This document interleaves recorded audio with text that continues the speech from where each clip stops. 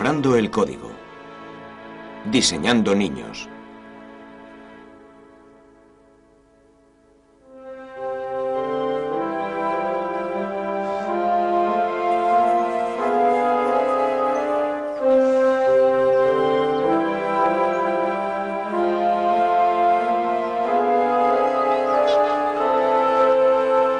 La familia Ash de Tomball, Texas, es una de las familias en el mundo que se ha visto obligada a recurrir al campo de la ingeniería genética humana.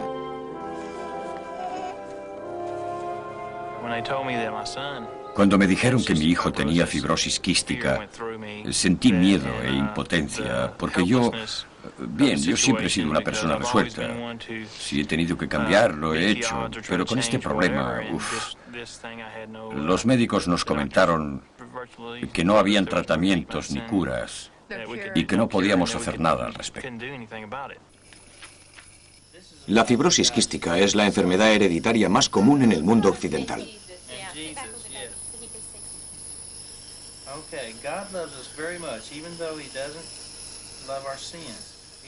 Aunque a muchos niños se les mantiene con vida incluso hasta los 20 años, la mayoría acaban sucumbiendo, como fue el caso de la sobrina de los Ashes, Farrell.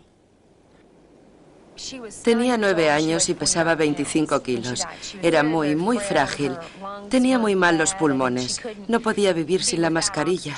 Si se la quitabas, aunque tan solo fuera para cambiársela, era como si la matases. Era terrible. Cuando te diagnostican que tu hijo padece la enfermedad, o tus pequeños, nunca te lo imaginas cuando tienes un niño. Crees que las cosas siempre serán de color de rosa y que todo será maravilloso.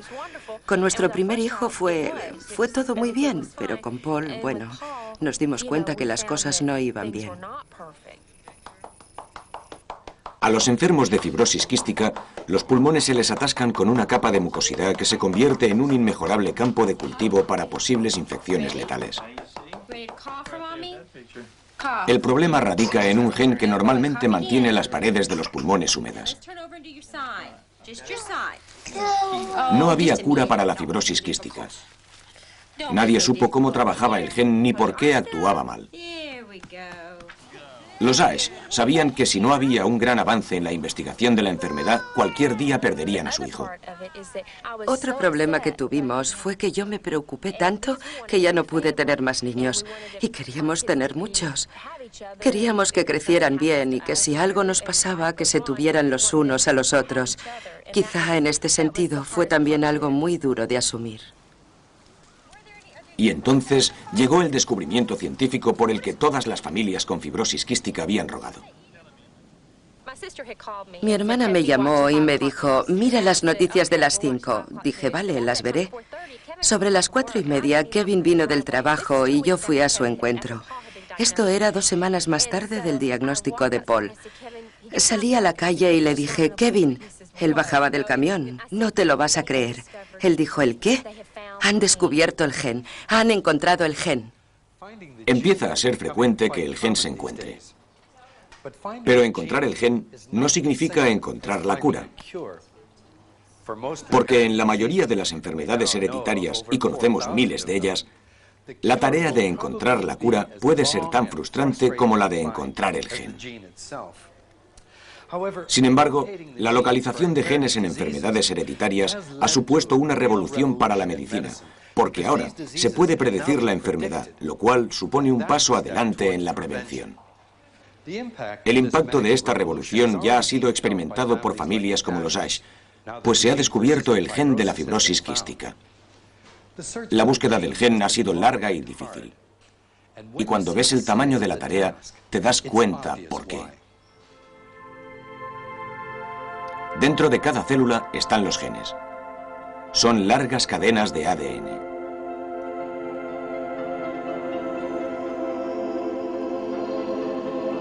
En todas encontramos unos 1000 genes, y cada una supone una instrucción precisa, escrita en las 4 letras del código genético, T, A, G y C, que son las iniciales de los 4 elementos químicos que forman las cadenas doble hélice del ADN.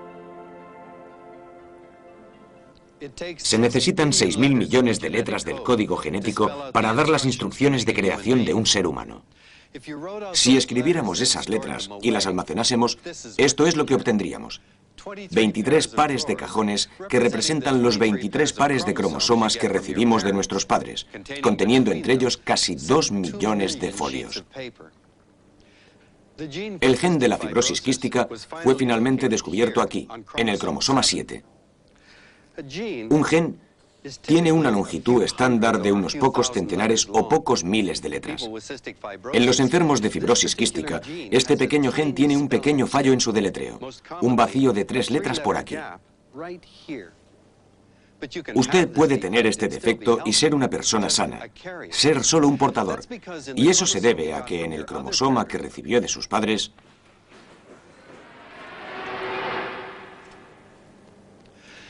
usted tiene una copia del gen, que es normal, pero solo un buen gen de fibrosis quística ya es suficiente. Más de 1 de cada 30 personas es portadora y no lo sabe. Pero si tienen hijos entre sí, hay una posibilidad entre 4 de que el bebé tenga 2 genes defectuosos. Esto es lo que sucedió cuando Kevin y Tessie tuvieron a Paul. Se enfrentaban a la misma proporción de 1 a 4 si intentaban tener otro bebé. Pero entonces los Ash tuvieron una oportunidad extraordinaria para superar este problema. Porque en Londres se experimentaba con una nueva técnica. Tessie Ash fue al hospital Hammersmith, donde Robert Winston la ayudaría a escoger los genes de su nuevo hijo. El problema, por supuesto, es que cuando manipulas un embrión humano existe un riesgo teórico de que puedas dañarlo y si esto ocurre, podría nacer con alguna anormalidad. No sugiero con esto que nacería un bebé al que le faltaría un brazo o una pierna u otra parte porque hemos movido la célula, pero de lo que hay que darse cuenta es que es una técnica experimental. El experimento se inicia con lo que hoy en día es el procedimiento habitual para las parejas que quieren tener hijos por fertilización in vitro. Tras varios días de tratamiento hormonal para madurar los óvulos de Tessie, estos son extraídos con una fina aguja.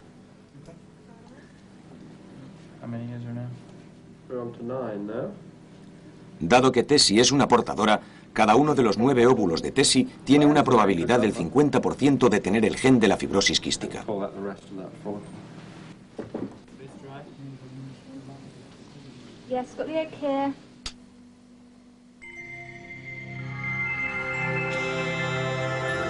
Cada millón de espermatozoides de Kevin tiene la misma probabilidad de tener el gen defectuoso.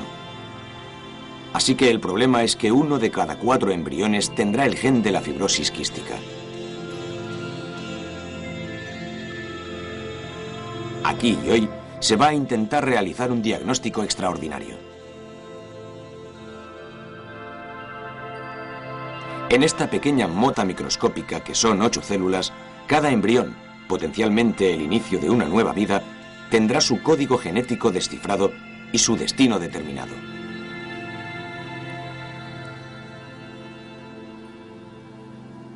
Utilizando herramientas más finas que un cabello humano, se extrae una célula de cada embrión. Las 7 células restantes son potencialmente capaces de desarrollar un bebé completamente normal. La prueba de la célula está en marcha y sus genes liberados. Se harán millones de copias de los mismos, las que sean necesarias para que su código sea legible. Solo se ha llegado hasta aquí con 4 de los embriones de Tessie. ¿Hay alguno de ellos que esté libre del gen de la fibrosis quística?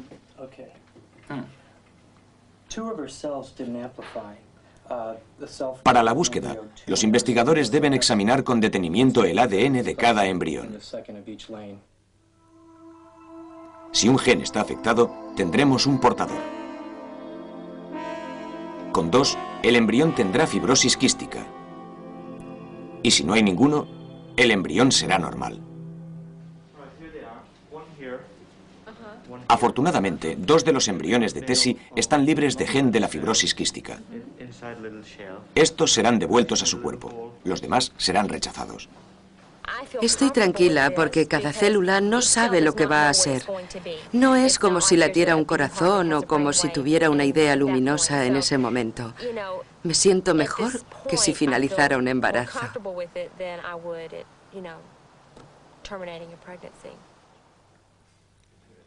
El resto del procedimiento es el rutinario de una fertilización in vitro.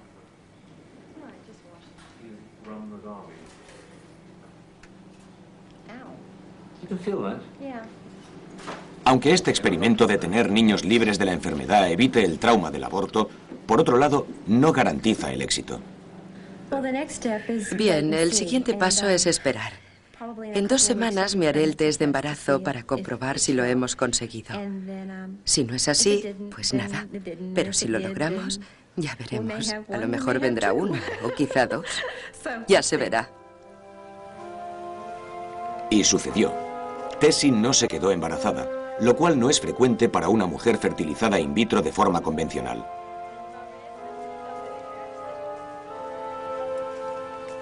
Pero algunas mujeres han conseguido concebir bebés sin fibrosis quística con el mismo método, y Tessie planea intentarlo de nuevo.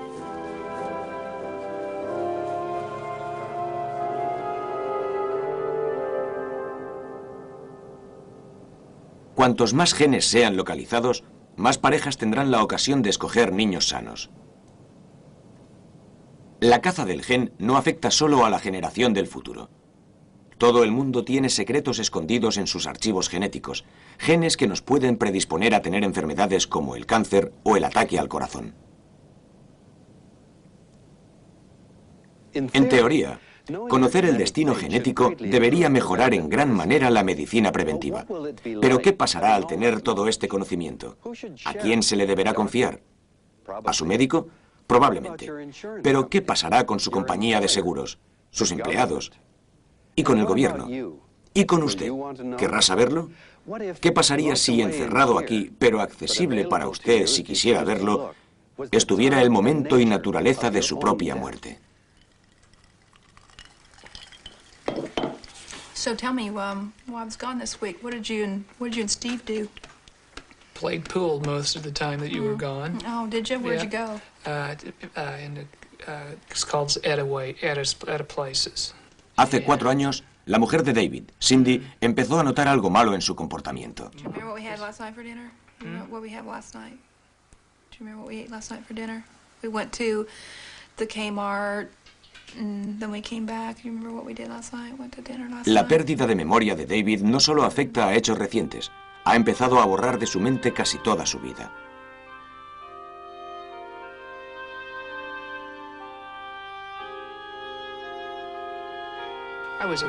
Yo era una persona ágil mentalmente. Y de pronto, gradualmente, empecé a decir cosas como, no recuerdo, no me acuerdo. Antes me acordaba de todo y ahora no sé. Nada. Asusta bastante. Yo soy de esas personas que piensan que se debería hacer algo antes de que sea demasiado tarde. David heredó una rara forma de Alzheimer de su abuelo, un inmigrante rumano.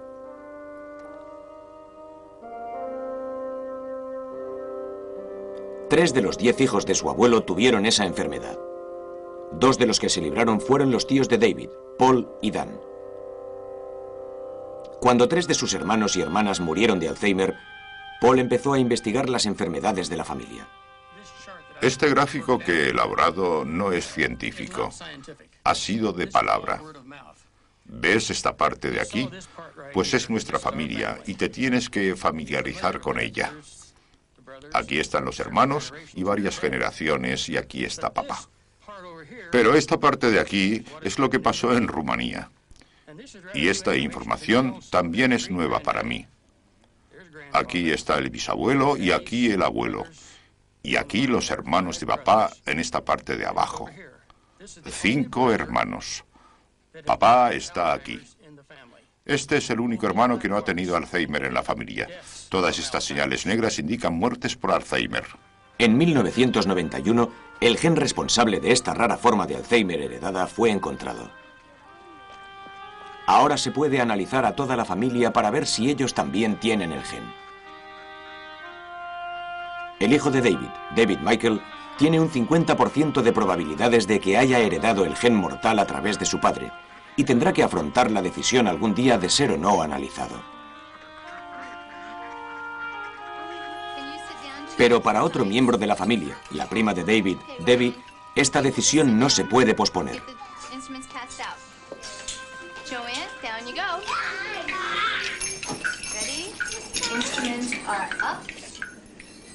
Su madre murió de Alzheimer a la edad de 53 años. Y Debbie vive con el conocimiento de que ella también puede haber heredado la enfermedad.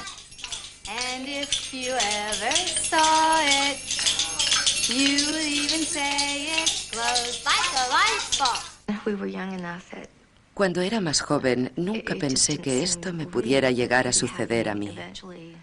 Decía, esto se va a arreglar antes de que yo me haga mayor. Y ahora que soy mayor y que ya tengo la edad en la que mi madre empezó a encontrarse mal, pues me da bastante miedo.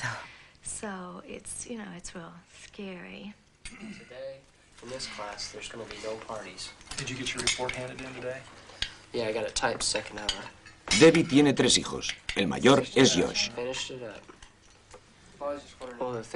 Bien, el hecho que más me preocupa respecto al comportamiento de mi madre, que yo veo, es que tiene algunas pérdidas de memoria y que al decírselo al médico, este le comentó que todo era debido al estrés. Mamá ha estado sometida a un fuerte estrés últimamente que le puede haber ocasionado algunos lapsos de memoria, pero es inevitable preguntarte si tiene la enfermedad y si está surtiendo efecto delante de nuestras narices. Siento como si me estuvieran espiando, esperando que haga alguna tontería. Entonces dirán, ¡cuidado! Y creo que es por lo que yo hice con mi madre. Siempre la vigilaba y ahora me doy cuenta de lo terrible que debía ser para ella saber que estaba perdiendo facultades y que todo el mundo se lo hacía todo. Iba a la universidad cuando empezó a empeorar. Solo nos veíamos por vacaciones. Era una persona tan magnífica y fue muy duro ver su deterioro. La situación a la que Debbie se enfrenta es hacerse o no la prueba. Si se la hace y el test resulta negativo, se habrá quitado un gran peso de encima.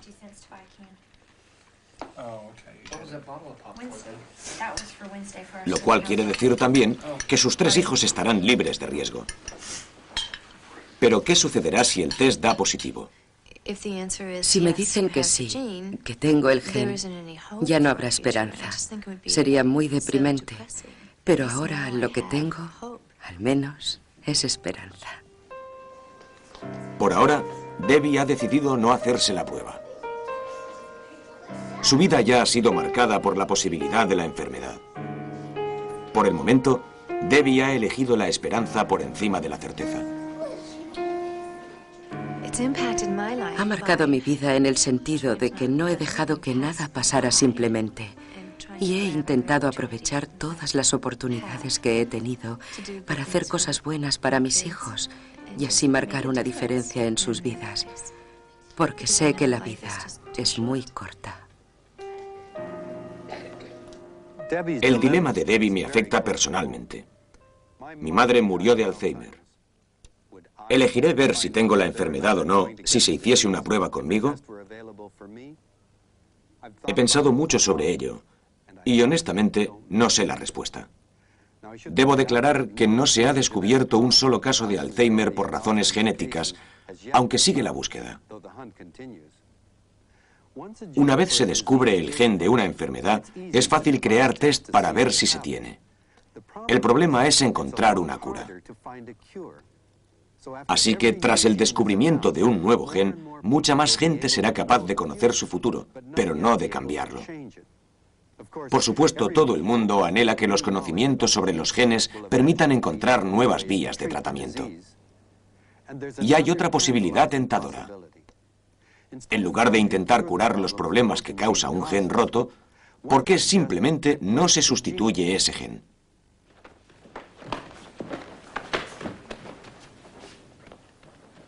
El doctor French Anderson es uno de los investigadores pioneros en genética humana del mundo. Durante los últimos 10 años ha discrepado con muchos de sus colegas sobre el hecho de decidir si había llegado el momento de reparar los genes humanos defectuosos. No hay muchas cosas que no se me hayan dicho ya, básicamente. Que todo esto era prematuro, que estaba fuera de lugar, que todo era muy superficial, que no iba a continuar sucediendo los próximos 10 años, que levantaba falsas esperanzas, que la terapia genética no se podría aplicar hasta 10 o 15 años. Toda la comunidad científica pensaba todas estas cosas. Pero la persistencia de French Anderson fue recompensada cuando una familia de Cleveland, Ohio, contactó con él.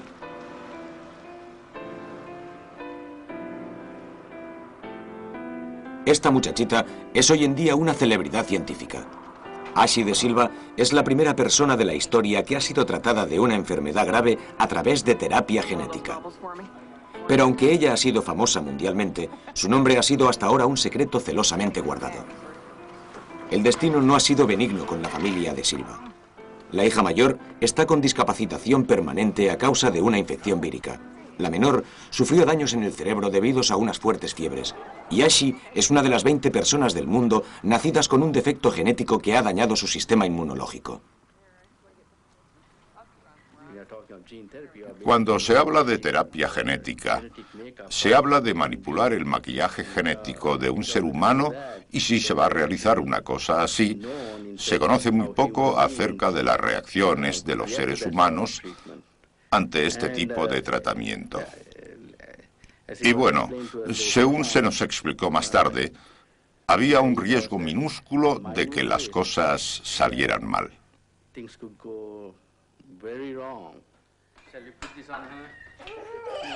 Para los de Silva, la terapia genética era como una lotería que podía salvar la vida de Ashley y que representaba la última esperanza de salud para la niña.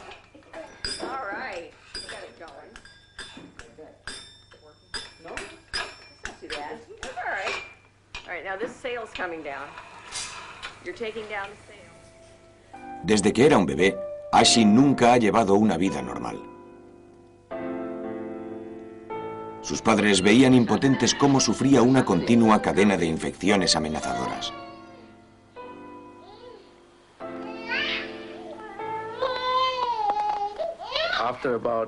Tras un año y medio, tomamos la decisión de que no la llevaríamos a sitios donde estuviera expuesta a cualquier enfermedad. No la llevaríamos al parque ni a lugares donde hubiera muchos niños.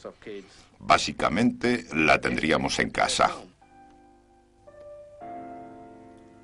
Ashley solo salía de casa para visitar al doctor, quien un día hizo lo que parecía una sugerencia extraordinaria. Cogió la sangre de Ashante y me dijo: señora de Silva, esto es para una posible terapia genética cuando su hija tenga 60 años. Pensé, maravilloso, pero desearía que esto sucediera antes.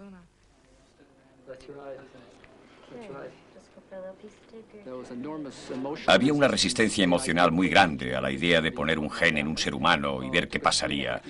Nos costó 3 años y medio pasar todos los comités reguladores. Y cuando finalmente lo conseguimos, bien, fue muy importante y especialmente lo fue porque si las cosas hubieran ido mal con Ashley, todo nuestro campo hubiera sufrido un retroceso. Y había muchas cosas que podían haber ido mal. Lo más preocupante fue el método que Anderson escogió para sustituir el gen defectuoso de Ashley. Utilizó un virus que causaba cáncer a los ratones. Normalmente, el virus se sitúa en una célula de ratón a la que inyecta sus genes letales. Estos genes letales se esconden dentro del ADN de los roedores e inicia el cáncer.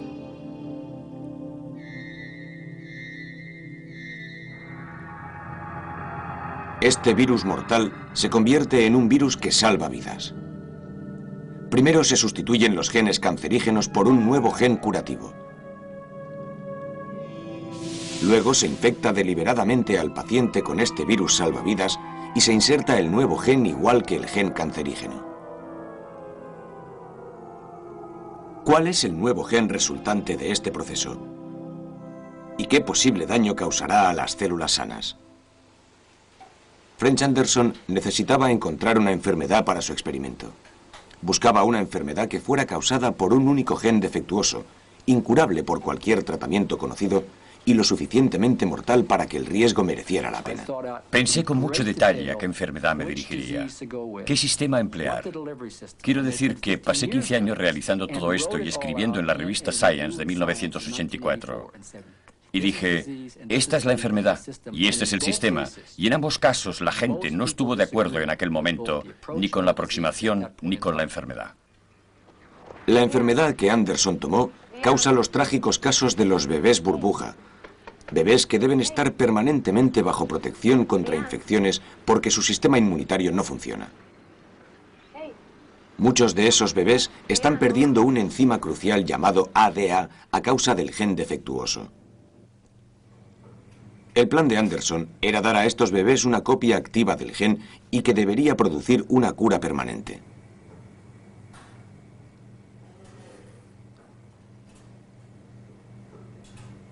Pero había un problema. ¿Dónde colocaría el nuevo gen? Lo ideal sería colocarlo en las células que crean el sistema inmunitario, pero ni él ni nadie más habían encontrado las células adecuadas. Estaba desconcertado hasta que conoció a los inmunólogos Ken Colbert y Michael Blaise. Ellos le sugirieron que pusiera el gen en las células inmunológicas más maduras que circulaban por la sangre. Ya que estas células no tienen una larga vida, la cura no sería permanente. Pero si la idea funcionaba, aunque solo fuera temporalmente, ayudaría a los bebés con deficiencia de ADA y apoyaría el enfoque de Anderson. Por aquel entonces apareció una nueva medicina contra la enfermedad. Parecía que ayudaba a los bebés con deficiencia de ADA, pero Ashi de Silva seguía teniendo muchos problemas para combatir sus infecciones. Así que los de Silva empezaron a discutir si Ashi debía ser la primera persona en recibir la terapia genética. Crees que debes proteger al niño y haces todo lo posible. Personalmente, yo estaba tremendamente nervioso. Estaba muy preocupado con las consecuencias. Era como entrar en una habitación a oscuras. No sabes lo que te puedes encontrar. Nadie lo sabía. It would be less worrisome had the patients shown no benefit from what you'd already done, and you'd say, fine, then I'll scrap that and go on and try something else. And I still just have only these two patients El concepto de terapia genética fue tan controvertido que hasta el Instituto Nacional de Salud Pública creó comités específicos para debatir los proyectos de Anderson. Estos debates provocaron la aparición de temores básicos en referencia a la terapia genética. Cuando la gente piensa en ello, lo hace creyendo que altera a la persona de alguna manera en su aspecto o forma. Todas las películas científicas, de ciencia ficción, que la gente ha visto sobre la creación de insectos gigantes, ranas o personas gigantescas resultantes de la manipulación genética, han llevado a la gente a ver todo esto de una manera especial, con miedo. O como el primer paso hacia la modificación de la naturaleza de los seres humanos.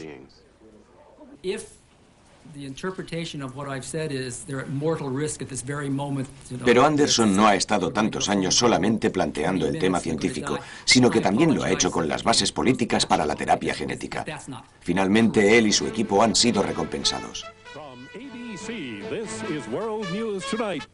The stuff of science fiction is about to become science fact. A government committee today has approved the world's first use of genetic engineering as a potential way to cure an illness in a human being. In a medical experiment that's expected to make history, doctors are trying to treat a sick young girl by arming her body with a missing gene. It's a bold move and a controversial one. This is a critical first small step for what should be in the future a major revolution in medicine. Let me go ahead and read. El 1 de septiembre de 1990, los de Silva dieron formalmente su consentimiento para que Ashi participara en el experimento de Anderson. El acontecimiento fue grabado en su vídeo casero. Pocas horas más tarde, empezó el tratamiento.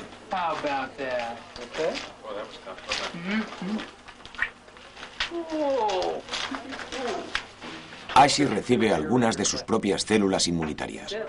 Han sido extraídas de su sistema circulatorio y han sido infectadas con el virus que llevaba el gen ADA.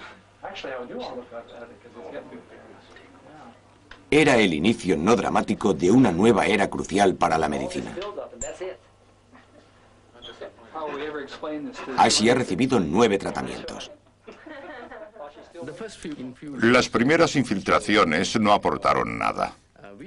Empezamos a relajarnos cuando de pronto toda la familia cogió la gripe y todos tuvimos el resfriado más o menos al mismo tiempo. Y adivinen, la primera persona que se recuperó fue Asante. Nos dimos cuenta que su moquillo permanente había desaparecido. Otros detalles, su comportamiento parecía mejor. Estaba menos irritable y más receptiva. Ha recorrido un largo camino. Sus células de ingeniería genética trabajan mucho mejor de lo que lo solían hacer.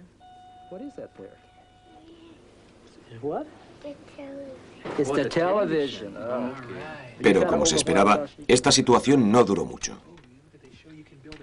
El tratamiento de Ashi ha sido variado recientemente. El equipo del Dr. Anderson busca ahora el santo grial, las células que generan el sistema inmunitario. Si se pueden colocar los genes en estas células, digamos, principales, Ashi estaría curada y ya no necesitaría más tratamientos. Mientras tanto, Ashi ha tenido un progreso notable. Ya no es prisionera de su propia casa y puede visitar sitios públicos sin el temor de contraer cualquier terrible infección.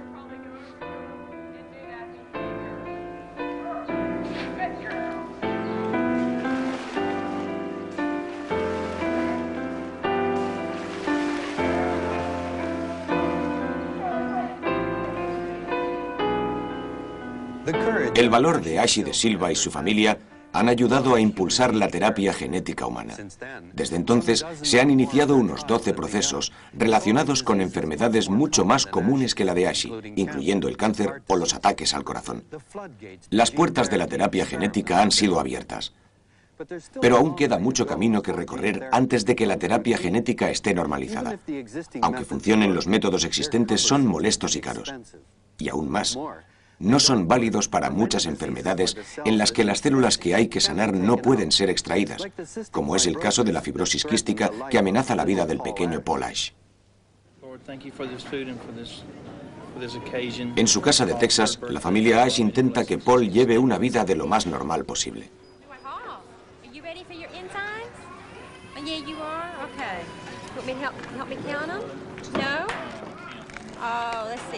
La fibrosis quística de Paul le causa problemas de digestión. Por eso tiene que tomar grandes dosis extra de enzimas con cada comida. Pero es en sus pulmones donde el gen defectuoso de la fibrosis quística ha ejercido su terrible efecto. Para pacientes como Paul, lo que se necesita desesperadamente es encontrar una manera para sustituir el gen de sus pulmones. El equipo que investiga esa forma de extracción del gen de los pulmones es el dirigido por Ron Crystal, del Instituto Nacional de Salud Pública en Washington.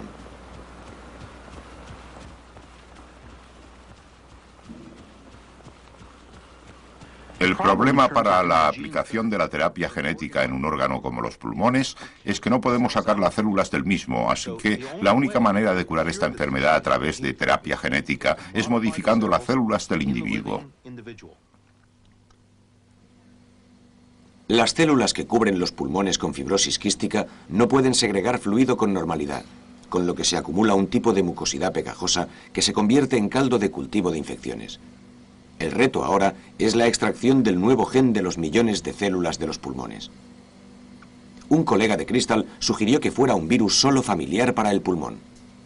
El adenovirus buscó durante mucho tiempo vías para entrar dentro de las células humanas. Le gustan las células de las paredes de las vías respiratorias. Es por eso que cogemos los resfriados del adenovirus. Por lo tanto, lo que hemos hecho ha sido sacar las malas partes del virus, convertirlas en un virus bueno y aprovechar el funcionamiento del virus para introducirlos en las células del pulmón.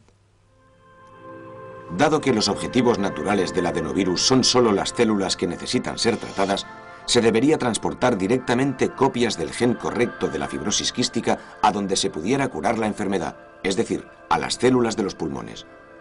Pero a diferencia de los virus del caso de Silva, el adenovirus no inserta su ADN en sus genes huésped, sino que tan solo se mezcla con ellos.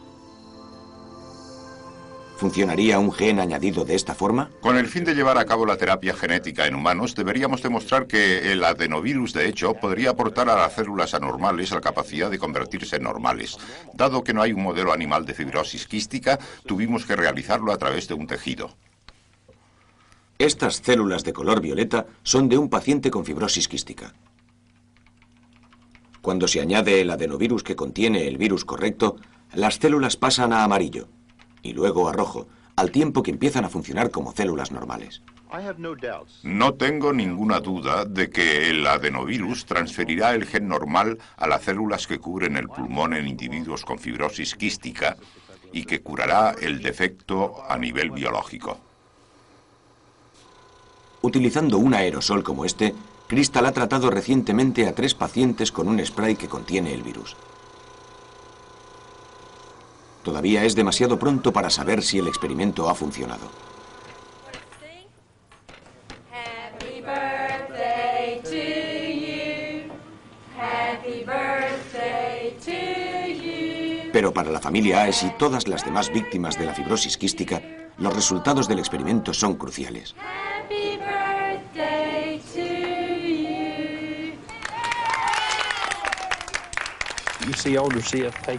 Ves a los otros pacientes con fibrosis quística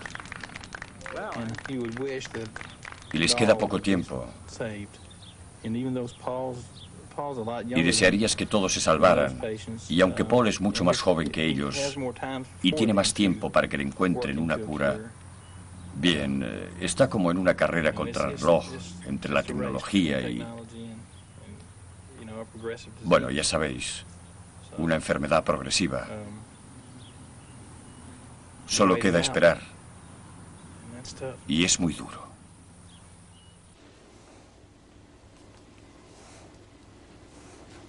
Mientras que se intuyen nuevas formas en el tratamiento de los genes, el hombre que abrió este campo pone su atención sobre el futuro de la genética humana.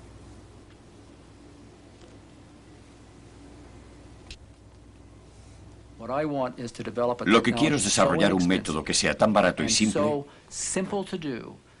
que cualquier médico o enfermera coja un frasco de una estantería, le inyecte al paciente un gen terapéutico y así consiga tratarlo.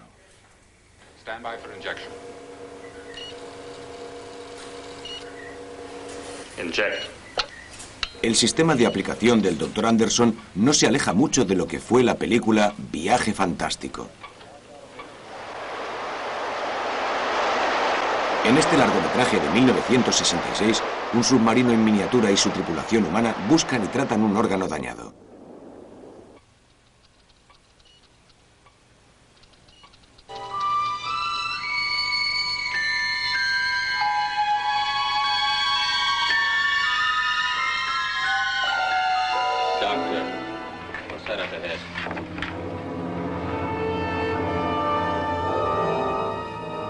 That's it. That's the site of the injury, that dark spot. We'd better get prepared. El objetivo de Anderson y sus colaboradores es sustituir el submarino y su tripulación por una bala mágica que reconozca el objetivo y le aplique los genes curativos. Pero Anderson y otros muchos científicos tienen algunas reservas sobre el futuro de la terapia genética. Avanzamos muy rápido en el campo de la ingeniería genética y no sabemos lo que estamos haciendo. Lo importante para mí es que si puedes introducir un gen para corregir la deficiencia de ADA, puedes introducir un gen para hacer cualquier cosa que quieras. Cambiar el color de la piel, intentar incidir sobre la inteligencia. Si, por ejemplo, alguien descubre de aquí a 1 año o 2 o 3 el gen que al ponérselo a un mono hace que éste sea más inteligente, hace mejorar su memoria, ¿por qué no se lo pones a tu hijo o lo pruebas contigo mismo? ¿Y por qué no? Una pregunta que se había planteado en ciencia ficción y que ahora se la formula un hombre que ha hecho de la ingeniería genética un hecho científico. ¿Es que ahora que tenemos la capacidad de sanar genes defectuosos, vamos a empezar de nuevo a redefinir lo que está mal? ¿Qué pasa con los genes que me dieron estos ojos? Cuando era joven, me obsesionaban mis ojos. Hubiera dado lo que fuera porque fueran redondos, occidentales. Ser tan diferente de la mayoría fue mi vía crucis particular, pero aprendí a vivir con ello. Hace unos años, sin embargo, lo primero que hice al nacer mis hijos, de madre europea, fue comprobar si tenían sus ojos. Si alguien me hubiera dicho que había una solución genética que aseguraría que mis hijos no tendrían mis ojos, ¿hubiera decidido probarla? Por supuesto, esta cuestión sigue siendo una hipótesis, pero ya empezamos a entrever que una pregunta similar puede tener su respuesta en el nuevo y apasionante mundo de la terapia genética humana. Cualquier madre quiere un hijo perfecto. Todas quieren que sea sano, normal e inteligente y que aprenda las cosas antes que los niños de sus amigas. Durante mucho tiempo, David hacía todo eso. Pero de pronto, mientras sus demás amigos crecían, David quedaba rezagado. Y mientras ellos iban más deprisa, David no podía seguir su ritmo. No le crecía la talla de los zapatos, ni tampoco la de su ropa. Y entonces fue cuando nos empezamos a preguntar qué estaba pasando. Por alguna misteriosa razón, David no seguía el ritmo de los chicos de su edad. En aquel momento, la altura a la que tenía que llegar era de 1,5 metros. Pero cuando su madre supo que no habían garantías de que ni llegase a esa altura, buscó un discutido tratamiento médico para ayudarle a crecer.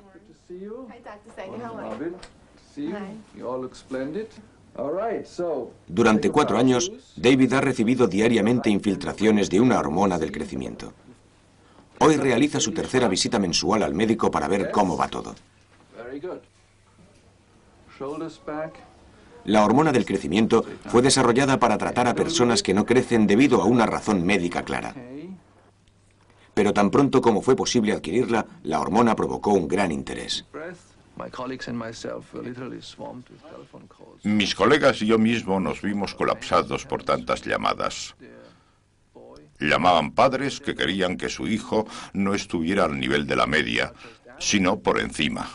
Y así, hacer de su hijo un jugador de baloncesto o que fuera escogido para ese deporte. Esto, por supuesto, va más allá de las posibilidades médicas sobre la hormona del crecimiento y se convierte simplemente en un tratamiento estético que alimenta vanidades. David ha empezado a crecer con rapidez y ya no es un chico anormalmente bajo.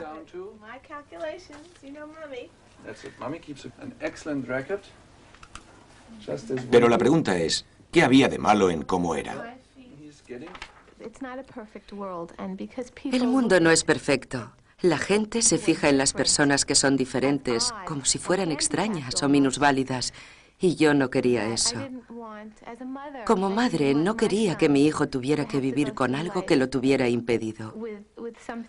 A lo mejor lo hubiera aceptado. Quizás, si no le hubiera hecho pensar al respecto, no le hubiera afectado. Pero las cosas sucedieron así y yo me sentía mal. Cuando supimos que David podía recibir el tratamiento y que éste no tendría efectos secundarios o serían muy limitados, decidimos que lo intentaríamos.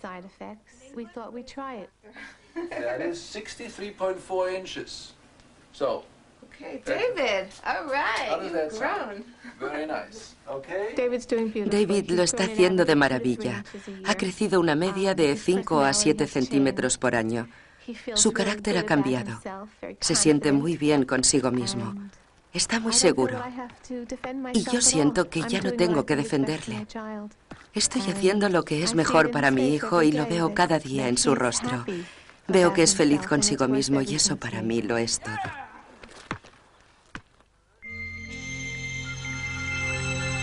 Se han necesitado 3,5 millones de años de evolución para producir un ser humano. Y 3,5 millones de años de selección natural para que sea como es. Hoy día nos es posible competir con la naturaleza. Hemos empezado a introducir genes en células defectuosas. Y ya gente como Tessie Ash recibe genes sin defectos para sus embriones. Pronto seremos capaces de introducir nuevos genes dentro de los embriones y corregir así problemas genéticos incluso antes de que nazca el bebé. Dado que estos genes pasarán de una generación a la siguiente, enfermedades como la fibrosis quística o el Alzheimer podrían en teoría ser erradicados en una familia para siempre. Ahora que hemos empezado a rediseñar a nuestros hijos, ¿dónde nos detendremos? El límite entre aquellos que deberían ser cambiados y los que podrían ser cambiados va a ser difícil de establecer. Por ejemplo, yo mismo. ¿Y si mis padres me hubieran dado un gen para ojos occidentales? ¿Quién se habría opuesto? Unos cuantos centímetros más de altura y un poquito más de inteligencia no le hacen daño a nadie. ¿Cómo sería una sociedad que pudiera elegir sus genes? ¿Nos conducirán estas asombrosas técnicas hacia una era de creciente conformidad genética? La vida nos enseña que la diversidad es la llave natural de la supervivencia. ¿Ignoraremos tal hecho mientras que los dictados de la moda genética son cada vez más irresistibles? Más estremecedora parece la posibilidad que la ingeniería genética pueda aportar una nueva herramienta de represión. Mientras que las familias con defectos genéticos esperan, o más bien dicho, solicitan la corrección de los mismos. Como toda especie, cuando ganamos poder respecto a la naturaleza, cometemos muchos errores. Al menos por ahora, no nos hemos transformado completamente. Ahora tenemos en nuestro poder la maquinaria que nos hizo humanos. Y no podemos permitirnos el lujo de cometer errores.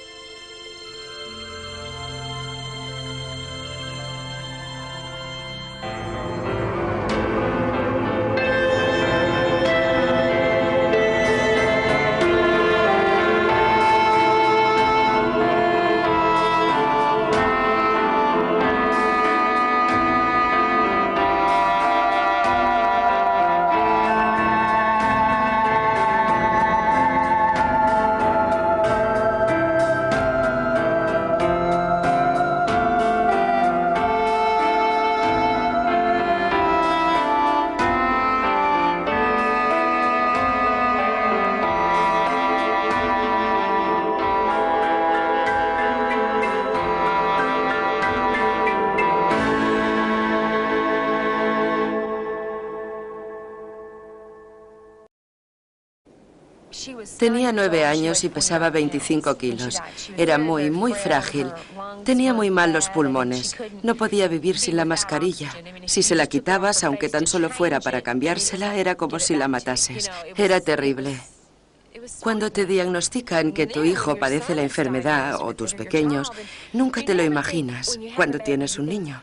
Crees que las cosas siempre serán de color de rosa y que todo será maravilloso. Con nuestro primer hijo fue todo muy bien, pero con Paul, bueno, nos dimos cuenta que las cosas no iban bien. A los enfermos de fibrosis quística, los pulmones se les atascan con una capa de mucosidad que se convierte en un inmejorable campo de cultivo para posibles infecciones letales.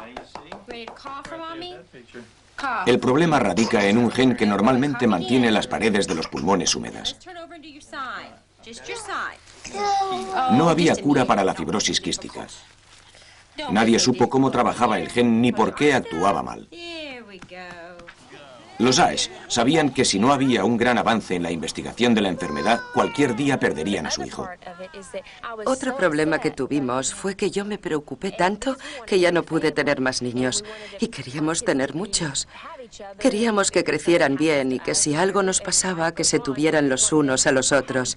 Quizá en este sentido fue también algo muy duro de asumir.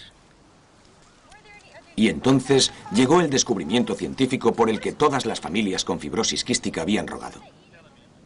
Misma proporción de 1 a 4 si intentaban tener otro bebé. Pero entonces los Ash tuvieron una oportunidad extraordinaria para superar este problema. Porque en Londres se experimentaba con una nueva técnica.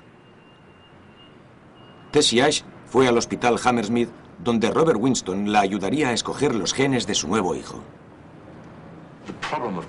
El problema, por supuesto, es que cuando manipulas un embrión humano existe un riesgo teórico de que puedas dañarlo y si esto ocurre, podría nacer con alguna anormalidad. No sugiero con esto que nacería un bebé al que le faltaría un brazo o una pierna u otra parte porque hemos movido la célula, pero de lo que hay que darse cuenta es que es una técnica experimental. El experimento se inicia con lo que hoy en día es el procedimiento habitual para las parejas que quieren tener hijos por fertilización in vitro. Tras varios días de tratamiento hormonal para madurar los óvulos de Tessie, estos son extraídos con una fina aguja.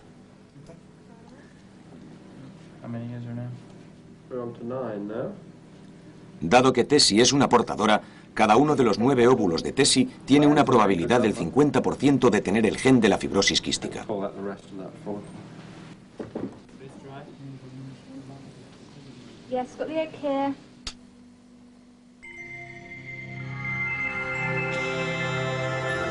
Cada millón de espermatozoides de Kevin tiene la misma probabilidad de tener el gen defectuoso, A, G y C, que son las iniciales de los 4 elementos químicos que forman las cadenas doble hélice del ADN. Se necesitan 6.000 millones de letras del código genético para dar las instrucciones de creación de un ser humano. Si escribiéramos esas letras y las almacenásemos, esto es lo que obtendríamos. 23 pares de cajones que representan los 23 pares de cromosomas que recibimos de nuestros padres, conteniendo entre ellos casi 2 millones de folios.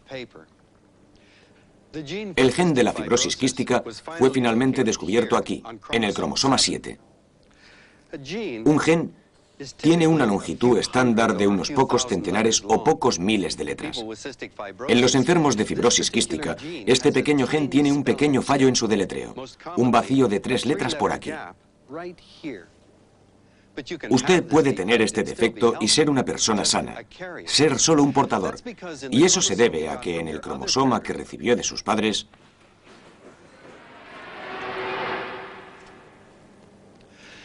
usted tiene una copia del gen, que es normal, pero solo un buen gen de fibrosis quística ya es suficiente. Más de 1 de cada 30 personas es portadora y no lo sabe. Pero si tienen hijos entre sí, hay una posibilidad entre 4 de que el bebé tenga 2 genes defectuosos. Esto es lo que sucedió cuando Kevin y Tessie tuvieron a Paul. Se enfrentaban a la misma... Mi hermana me llamó y me dijo, mira las noticias de las 5. Dije, vale, las veré. Sobre las 4:30, Kevin vino del trabajo y yo fui a su encuentro. Esto era 2 semanas más tarde del diagnóstico de Paul. Salí a la calle y le dije, Kevin. Él bajaba del camión. No te lo vas a creer. Él dijo, ¿el qué? Han descubierto el gen. Han encontrado el gen. Empieza a ser frecuente que el gen se encuentre. Pero encontrar el gen no significa encontrar la cura. Porque en la mayoría de las enfermedades hereditarias, y conocemos miles de ellas, la tarea de encontrar la cura puede ser tan frustrante como la de encontrar el gen. Sin embargo, la localización de genes en enfermedades hereditarias ha supuesto una revolución para la medicina, porque ahora se puede predecir la enfermedad, lo cual supone un paso adelante en la prevención. El impacto de esta revolución ya ha sido experimentado por familias como los Ash, pues se ha descubierto el gen de la fibrosis quística. La búsqueda del gen ha sido larga y difícil. Y cuando ves el tamaño de la tarea, te das cuenta por qué. Dentro de cada célula están los genes. Son largas cadenas de ADN.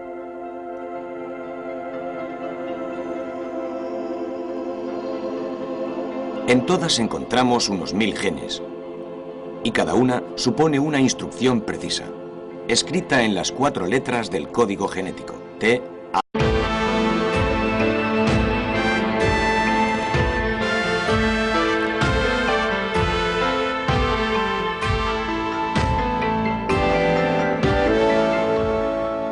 Descifrando el código. Diseñando niños.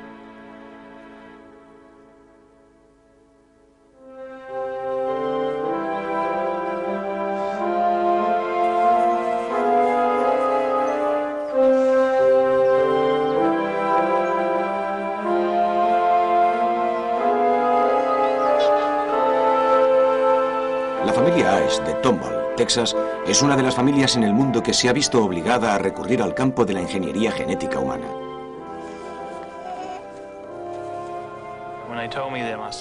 Cuando me dijeron que mi hijo tenía fibrosis quística, sentí miedo e impotencia, porque yo siempre he sido una persona resuelta. Si he tenido que cambiar, lo he hecho, pero con este problema, los médicos nos comentaron que no habían tratamientos ni curas y que no podíamos hacer nada al respecto. La fibrosis quística es la enfermedad hereditaria más común en el mundo occidental.